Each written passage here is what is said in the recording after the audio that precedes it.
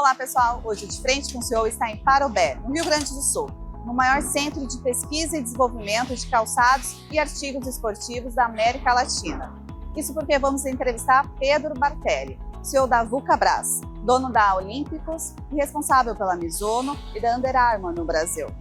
Vem com a gente conhecer a trajetória de Pedro Bartelli, como a tecnologia está transformando o setor de calçados no Brasil e também os próximos passos dessa empresa bilionária e brasileira. O De Frente com o CEO começa agora.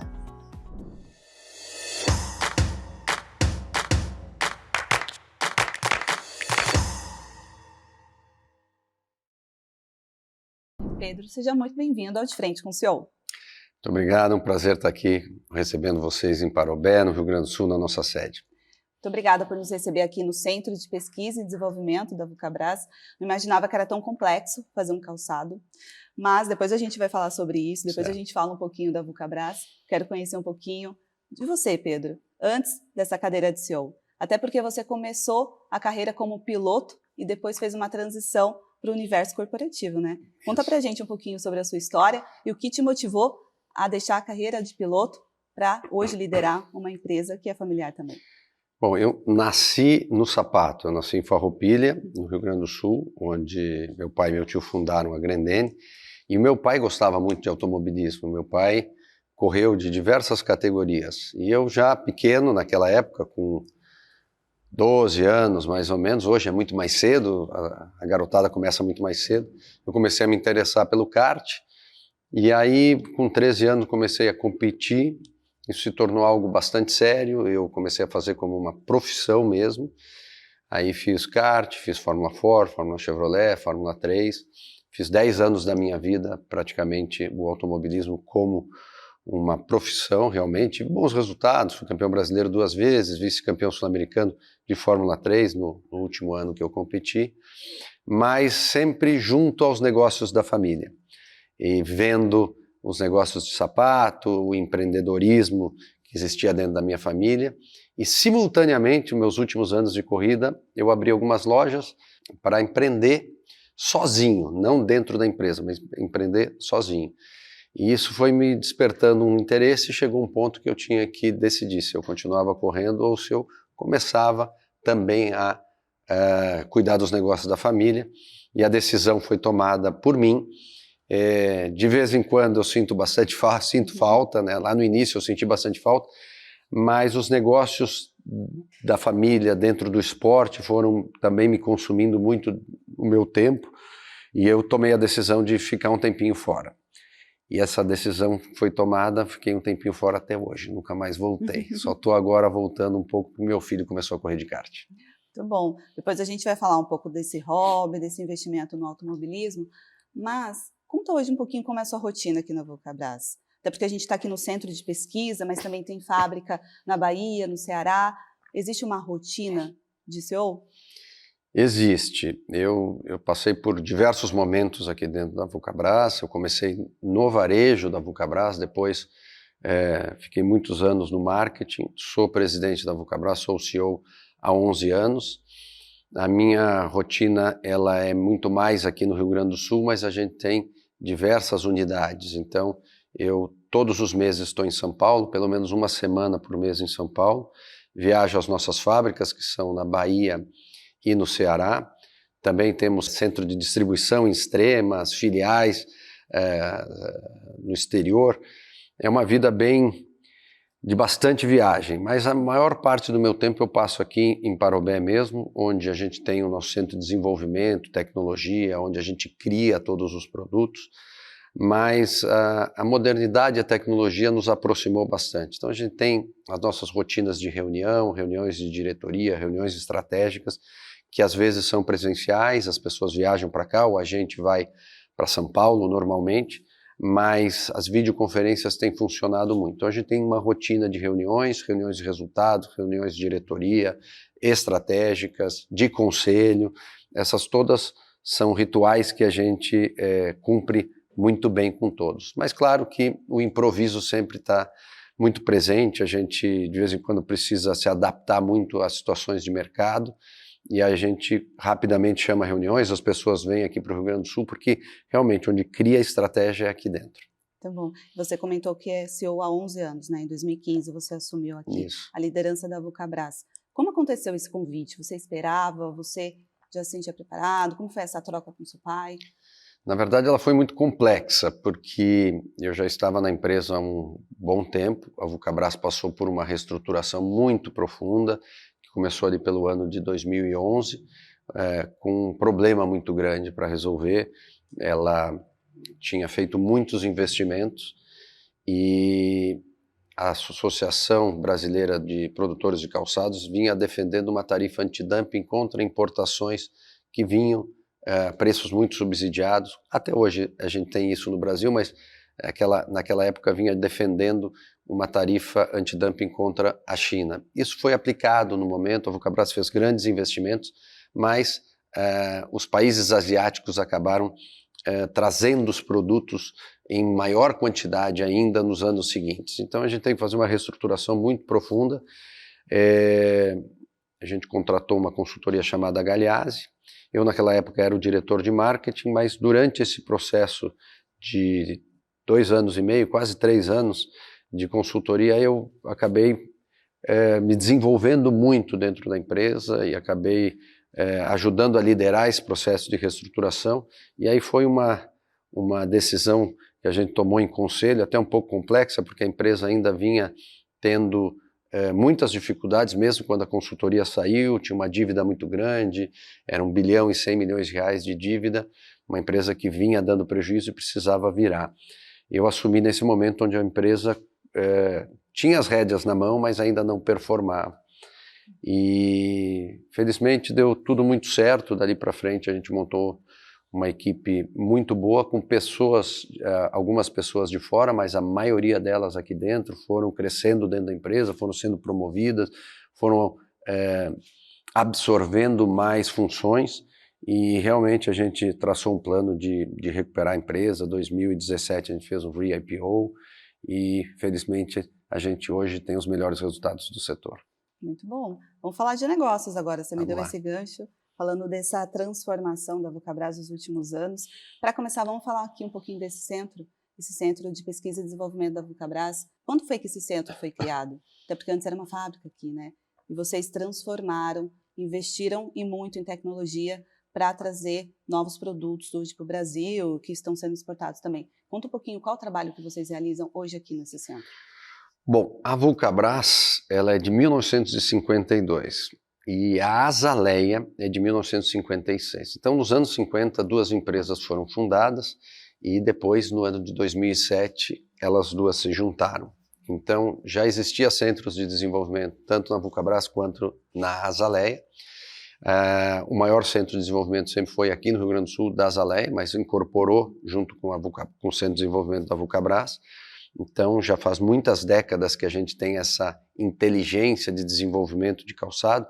Isso vem muito do próprio conhecimento que o Brasil tem em calçados de muitos anos. O Brasil já foi um grande exportador de calçados, essa região toda aqui do Vale dos Sinos, Vale do Paranhana, exportou muitos calçados, perdeu competitividade pelos custos chineses, mas sempre foi muito, muito desenvolvida. Nós, na última década, nós investimos muito em esporte, porque essa empresa também tinha calçados femininos, e tomamos uma decisão de especializar a empresa em esporte. Então, muitos investimentos foram feitos, não só para continuar criando ótimos calçados esportivos, mas também para atuar na alta performance esportiva. E aí, produzir calçados para Under Armour, para Mizuno, e criar a linha do Corre da Olímpicos, que é a linha de alta performance, que compete, ganha maratonas, é o tênis mais utilizado pelos corredores brasileiros pelo 3º ano no Strava.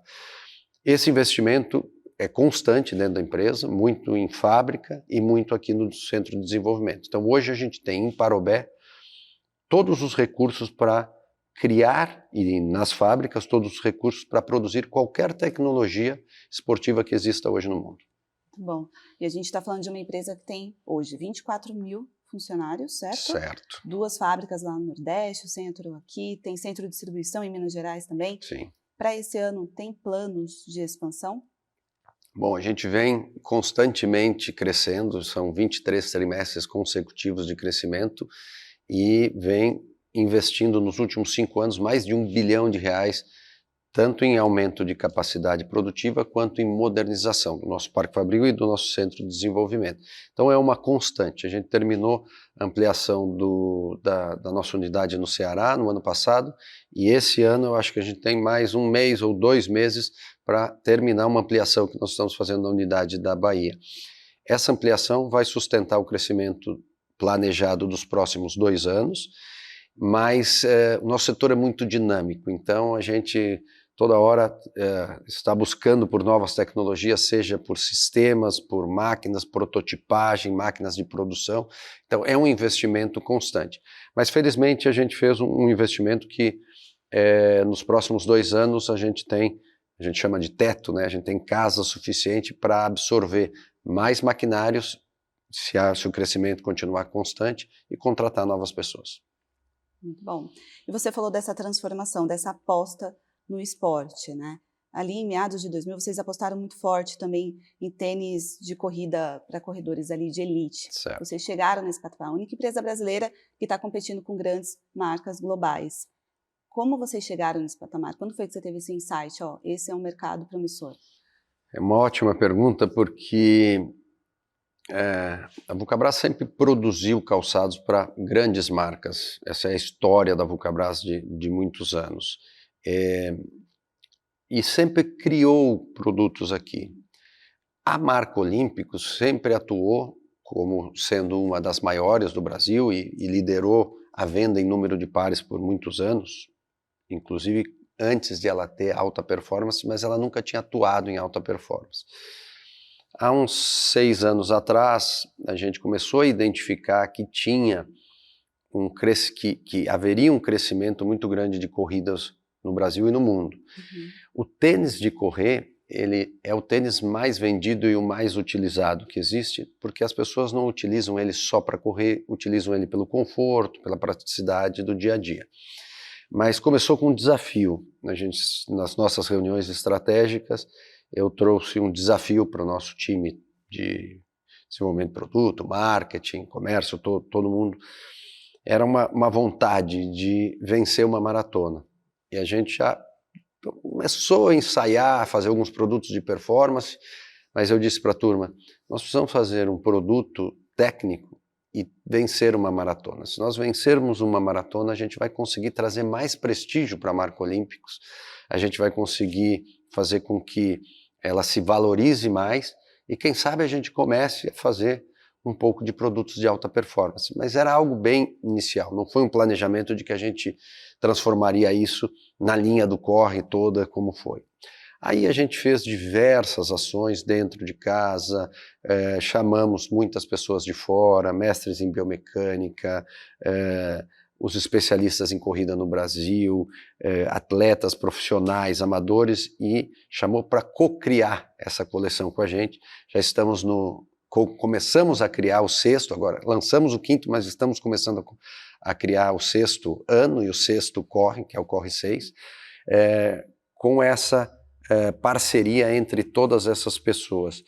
Então, assim, começa de um desafio de ganhar uma corrida, hoje a gente ganha diversas corridas, é o tênis mais utilizado pelos corredores brasileiros, compete com as marcas internacionais, e foi muito legal ver e convencer todas essas pessoas, de fora principalmente, porque dentro a gente sempre teve essa vontade, essa certeza de que a gente tinha a capacidade de fazer, mas convencer todo mundo que uma marca brasileira poderia criar uma estratégia, produtos, posicionamento e entendendo o consumidor brasileiro para competir a nível internacional e vencer no Brasil. Bom, o Corre 6 já tem data para chegar ao mercado?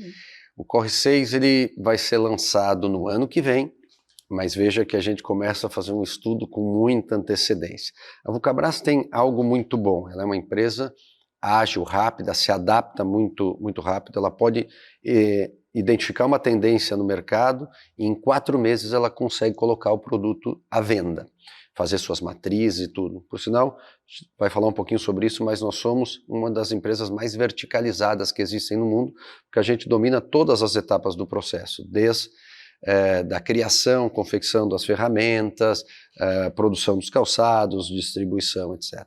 mas quando se fala da linha do Corre, tem um planejamento já de muitos anos.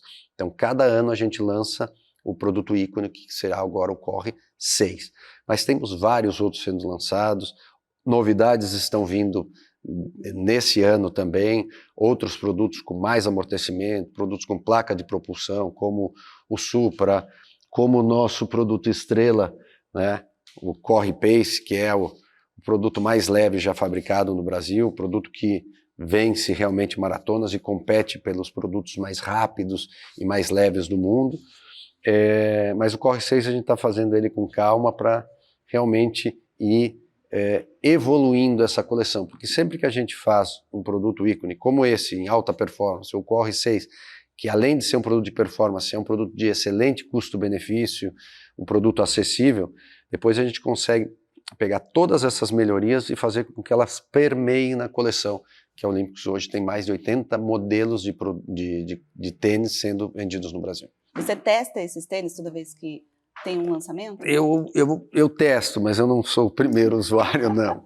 A gente tem times de profissionais que realmente ajudam a desenvolver os produtos, são fundamentais dentro de todo o processo, porque não é só um teste, é preencher planilhas, é trazer os produtos, é olhar o desgaste, olhar o conforto, olhar todos os benefícios que esse calçado pode trazer.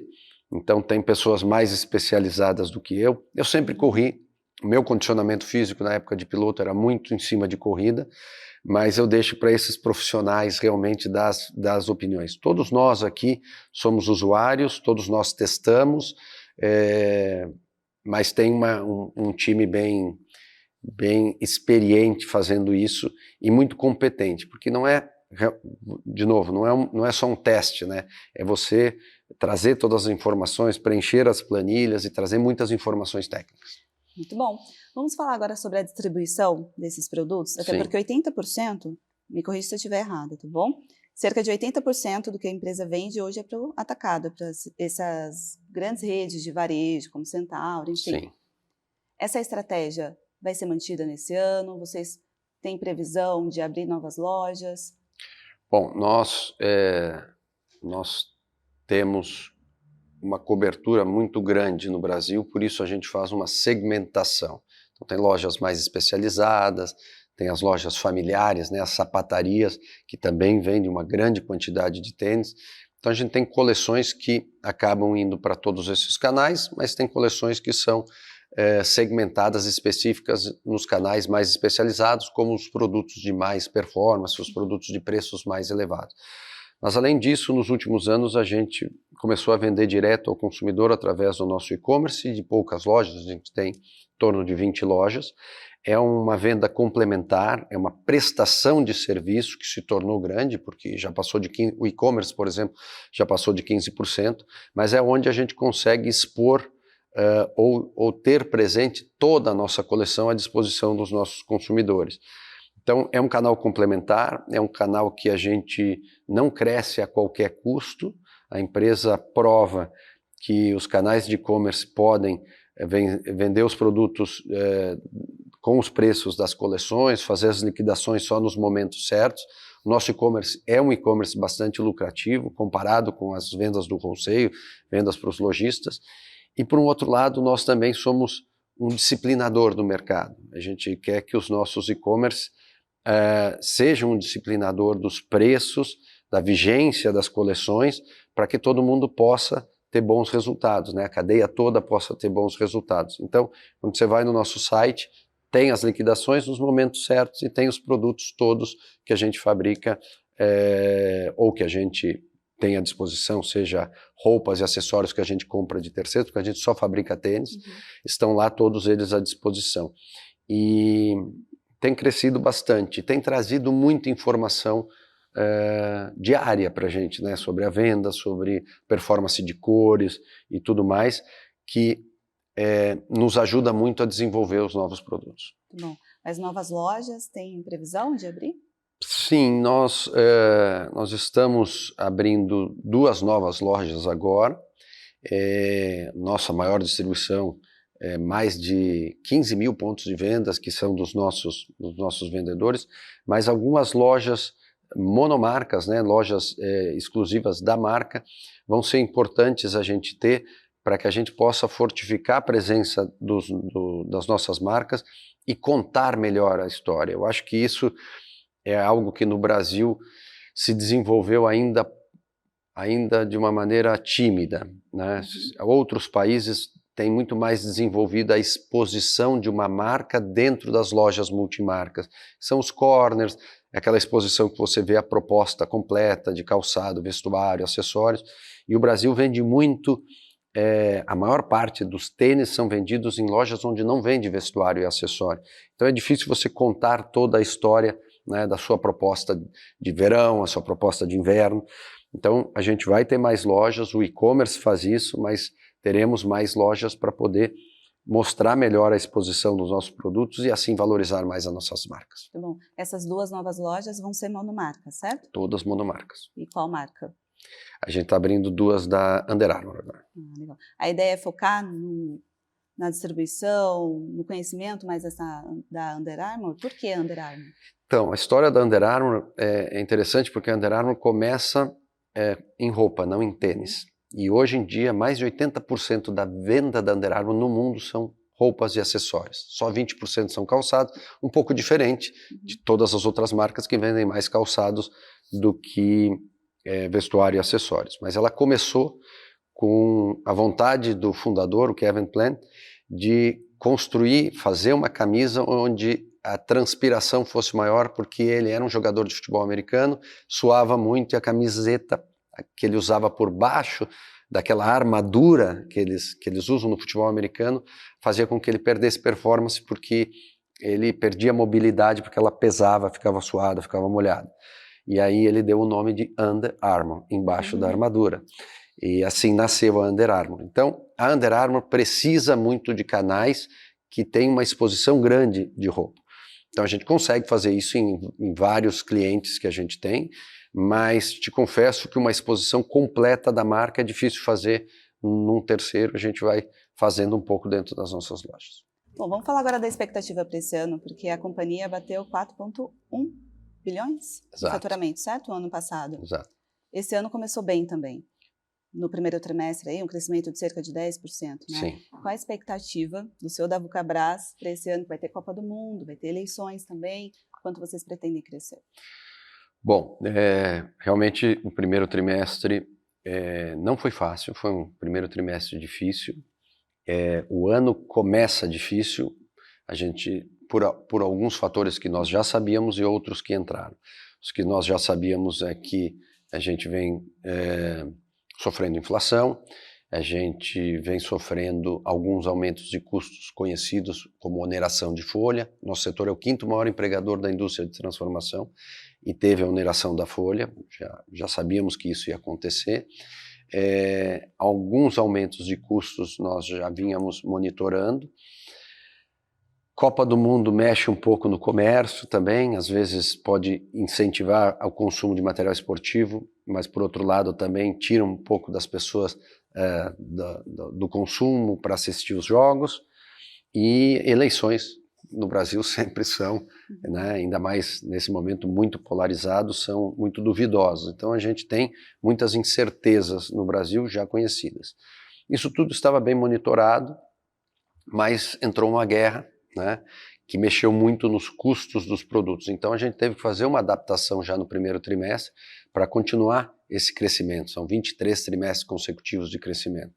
E agora a gente já reformulou todo o nosso orçamento, já adaptamos algumas coleções de produto, já fizemos novas negociações e sempre olhando para os nossos resultados. O crescimento da empresa é uma constante porque a empresa não faz só as mesmas coisas. Ela investe em novos caminhos, em novos produtos, ela vem ampliando as suas coleções. Mas o nosso foco principal é sempre ter uma grande saúde financeira e bons resultados. Então a gente conseguiu, inclusive no primeiro trimestre, crescer um pouquinho a nossa margem bruta e crescer um pouco a nossa margem EBITDA. E essa é a defesa maior da empresa, continuar crescendo, mas sempre com muito bons resultados. Acho que as adaptações que fizemos vão surtir efeito. A gente teve que concentrar um pouco das nossas vendas em alguns produtos de melhor custo-benefício, estamos apostando em novos produtos, como no Corre 5, produtos da Under Armour, produtos na Mizuno. Acho que a gente vai conseguir se defender bem, vai continuar crescendo, isso, pelo que a gente mapeou, vai continuar um crescimento muito parecido com o crescimento que a gente teve, mas não, como e-commerce, a empresa é a mesma visão, não é um crescimento a qualquer custo, o que a gente quer é realmente entregar ótimos resultados. No caso do e-commerce, existe uma expectativa de aumentar essa porcentagem aí de 15% para algum número maior? Sabe que a gente vinha num crescimento muito maior do e-commerce nos trimestres passados, do ano passado, por exemplo, e esse trimestre a gente teve um crescimento tímido de 5%, mas muito ligado a ter visto um e-commerce muito liquidado, né, no mercado em geral, e nós também acabamos lançando a coleção nova do Corre, o Corre 5, a partir de abril. Então o crescimento do e-commerce agora ele vai se tornar maior por todos esses motivos. A gente acredita que as liquidações talvez se acomodem um pouco, porque sempre existem muitas liquidações no início do ano e a gente não quer participar dessa briga, a gente não quer queimar margem, a gente tem produtos que são bastante demandados e saudáveis. Então agora eu acho que ela volta a crescer em alguns patamares maior e vai se tornar um pouquinho mais relevante dentro do crescimento da empresa. Mas lembrando, tudo cresce, né, dentro da Vulcabras. Cresce a nossa participação nos nossos clientes e também as vendas diretas. Como essa guerra no Irã, entre Estados Unidos, Irã e Israel, está impactando o negócio, né? Por que está impactando esse negócio aqui no Brasil? O que mais está impactando os nossos custos são os custos de matéria-prima. Com essa guerra e a volatilidade do petróleo, a gente sofre muito nos nossos insumos, principalmente de sola. Né? A gente, por mais que tenha 80% dos nossos insumos comprados no Brasil, só 20% importados, muitas matérias-primas brasileiras também são dolarizadas. Então a espuma, né, que a gente usa na entressola do calçado, ela é uma espuma que é derivada do petróleo. Então essa volatilidade toda já se apresentou, principalmente com custos de grandes fornecedores como Braskem, etc., já se apresentaram com custos muito maiores para frente. Já aconteceu um pouquinho no primeiro trimestre, mas tende a aumentar, né, do que a gente já mapeou com os nossos fornecedores para frente. A gente teve que aumentar preço, sim. Nem todos os produtos a gente conseguiu aumentar preço, mas muitos produtos da coleção foram aumentando de preço e isso vai ser uma constante, a não ser que se normalize isso nos próximos meses. Torcemos para que isso aconteça. A gente sabe que é muito difícil os preços das matérias-primas, dos insumos, voltarem ao patamar original, mas se as coisas se acomodarem, né, se a gente não tiver essas variáveis novas, como a variável da guerra, pode ser que a gente consiga voltar a ter custos menores e aí incentivar, né, a venda dos produtos ao preço mais parecido com o anterior. Mas por enquanto, principalmente os insumos, os custos das matérias-primas que realmente já subiram. Bom, vamos torcer aí para essa guerra acabar, para o mercado voltar ao normal, né, Pedro? Mas já que a gente está falando do mercado global, conta para a gente como é a participação hoje da Vulcabras quando se fala em exportação. Qual é o principal mercado? Quais são os países que são os principais clientes? E se existe algum país que vocês querem chegar ainda? O principal mercado da Vulcabras é o Brasil, né? A gente já teve uma participação no mercado externo muito maior do que a gente tem hoje. E veja que a gente vem crescendo no Brasil, os produtos vêm se tornando cada vez mais competitivos, melhores, atuando em novas faixas, mas as nossas exportações hoje, infelizmente, são menores, e isso muito por causa da dificuldade dos nossos vizinhos. Os nossos grandes clientes é o mercado latino-americano. A gente sofre uma concorrência muito desleal com a produção asiática, que tem custos subsidiados, custos de mão de obra muito mais econômicos do que a gente tem no Brasil. Mas no Brasil a gente consegue se defender bem, nos países vizinhos também, porque a gente consegue entregar rápido, repor os produtos. As necessidades desses países são parecidas com as necessidades do Brasil, mas os nossos vizinhos também passam por momentos delicados, como a Argentina. O nosso maior mercado sempre foi o mercado da Argentina.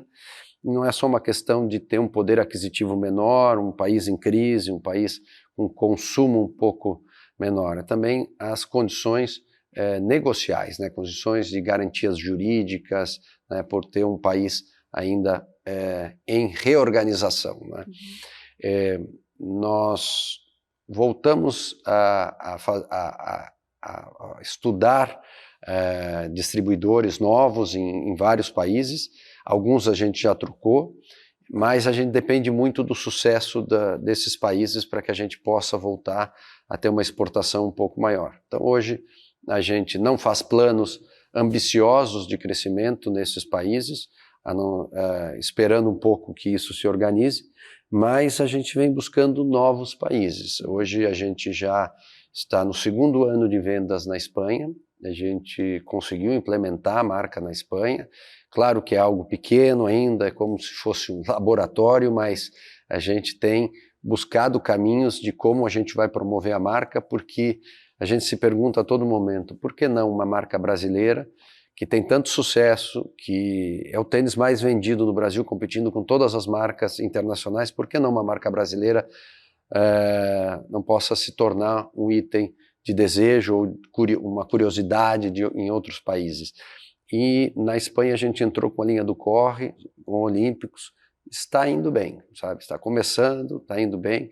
Eu acho que a gente vai começar a se animar um pouco com isso e tentar expandir para outros países. Mas eu te confesso que a gente vem andando muito ocupados no Brasil com todo esse crescimento da empresa e essa ampliação de atuação em novos mercados, em novas categorias de produto, como o running de alta performance. Muito bom. No caso, esses tênis que estão indo para a Espanha estão no varejo, né? Nos grandes varejistas lá também. Nós estamos num momento de testes dentro da Espanha, é com o distribuidor, está no varejo, mas está também no e-commerce dele, e o e-commerce dele tem tido melhores resultados do que o varejo. Então é um sinal de que esse caminho online que nós estamos muito bem no Brasil também pode ter bastante sucesso lá.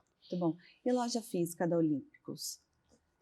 Então isso é uma vontade, assim, principalmente para poder expor uma marca que vem crescendo cada vez mais em ser multiesportiva, né? E multicategoria, né? A Olímpicos sempre foi o tênis mais vendido do Brasil, um tênis esportivo, mas nos últimos anos veio agregando muita alta performance, produtos, não só na linha de calçados, mas de vestuário também, mais técnicos. Quando você tem uma loja onde você pode expor tudo, você consegue explicar melhor a sua proposta, explicar melhor os produtos. Nós não temos planos de curto prazo de abrir essas lojas, mas eu sei que elas fariam bem para a marca Olímpicos e são planos futuros que a gente deve implementar, sim, até como uma prestação de serviço e até como uma premiação, né? Eu acho, para a própria Olímpicos ter lojas de conceito para conseguir expor melhor e promover melhor a marca, que hoje em dia tem crescido muito. Muito bom, existe um plano então. Sim. Muito bom, muito bom. Bom, a gente está chegando agora no nosso último bloco, que é sobre gestão e liderança. E a primeira pergunta é sobre o re-IPO, que aconteceu em 2017, né, Pedro? Mudou muito a forma de gestão desde então?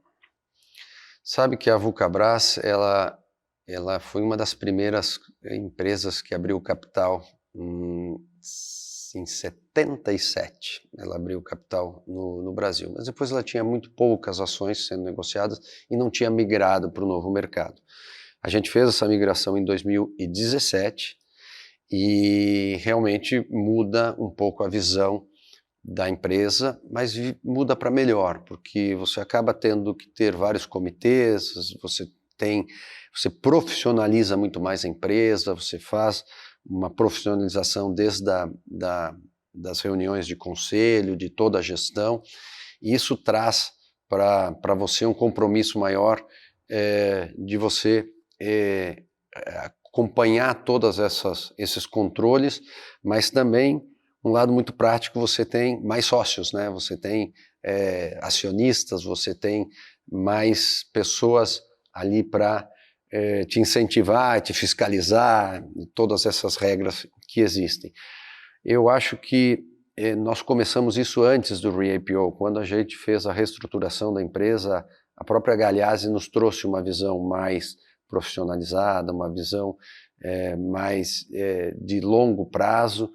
Isso tudo veio se somando um pouco com a minha gestão, mistura um pouco com o automobilismo, né, com a preparação. A gente acaba estudando muito cada passo que a gente vai dar dentro da empresa.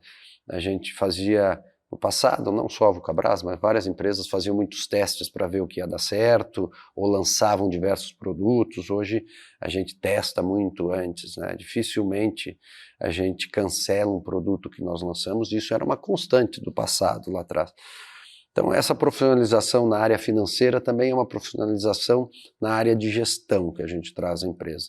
Então hoje a gente tem um conselho muito bem organizado e atuante, uma diretoria estatutária muito comprometida e que felizmente eu consegui montar, essa foi da minha gestão, uma lógica de funcionamento que não troca, que continua, que está há muitos anos na empresa e que tem sido responsável por todo esse crescimento.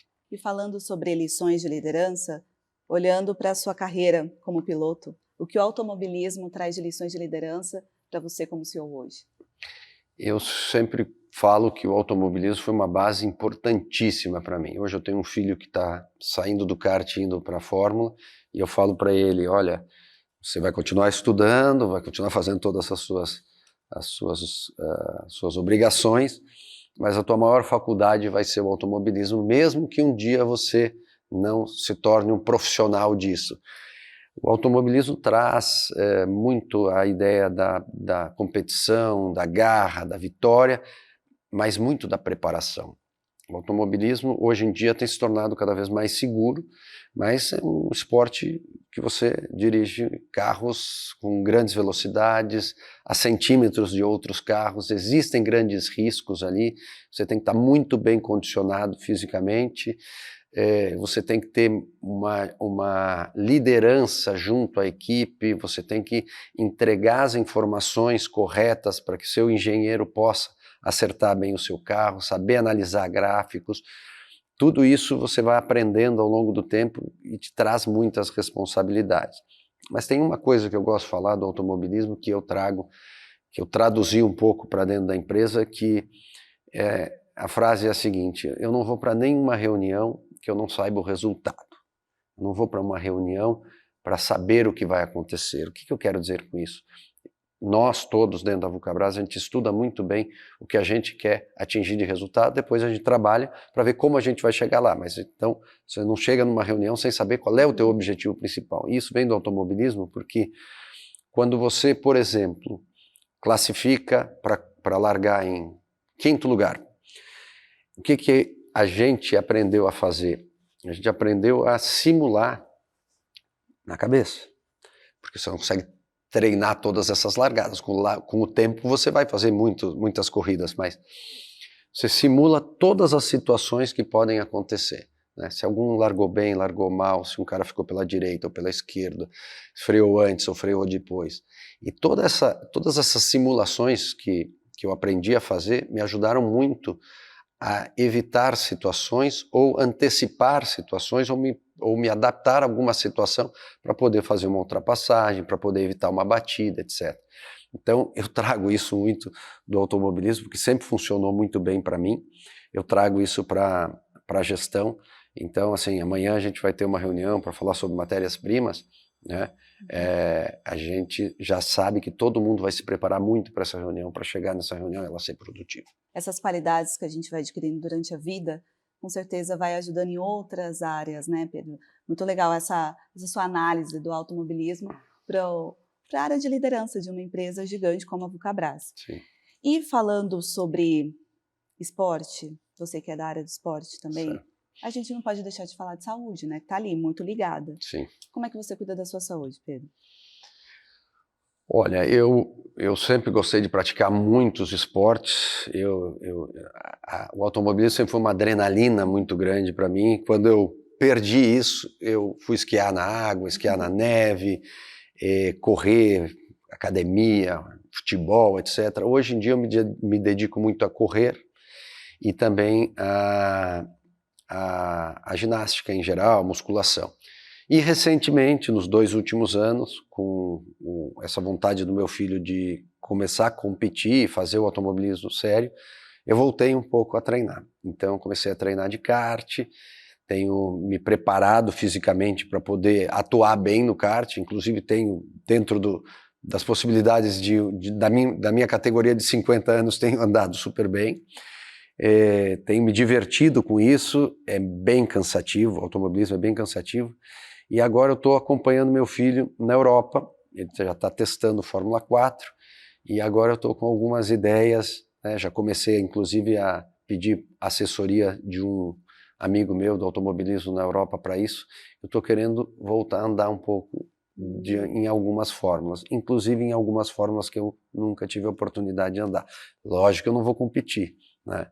Mas vou voltar a testar essas fórmulas, sentir um pouco essa adrenalina. Mas eu consigo conciliar bem, eu sei que é difícil desligar, né?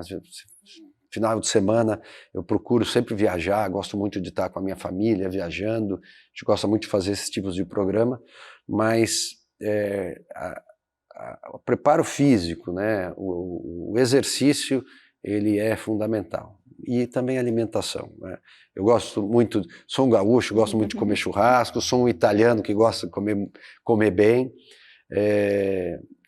nasci em Farroupilha, numa cidade da Serra Gaúcha, onde se come muito bem, então a gente vai tentando conciliar um pouco tudo, mas eu acho que o principal é você estar bem com a sua cabeça. Então isso também vem muito do automobilismo, é você conseguir ter calma, você conseguir lidar com situações difíceis.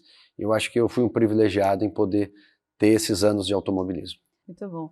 E falando sobre sucessão, você, né, que acabou seguindo esse caminho de sucessão do seu pai, agora aqui como líder da Vulcabras, qual conselho você pode dar para quem tem um desafio de liderar uma empresa familiar?